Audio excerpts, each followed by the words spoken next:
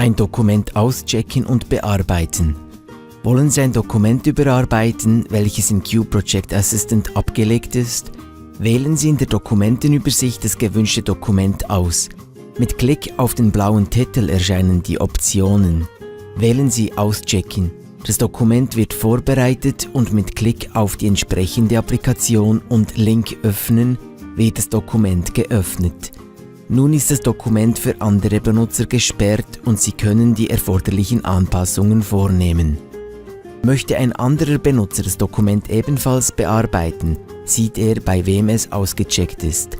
Entsprechend hat er die Möglichkeit, Sie zu kontaktieren, damit Absprachen möglich sind. Mittels dem Synchronisationssymbol wird das Dokument gespeichert. Das Dokument wird jeweils mit dem ProjectAssistant abgeglichen. Wollen Sie die Arbeit unterbrechen, können Sie nach dem Speichern das Bearbeitungsprogramm schließen. Im ProjectAssistant wird anstelle des Auschecken-Symbol nur eine Wolke dargestellt.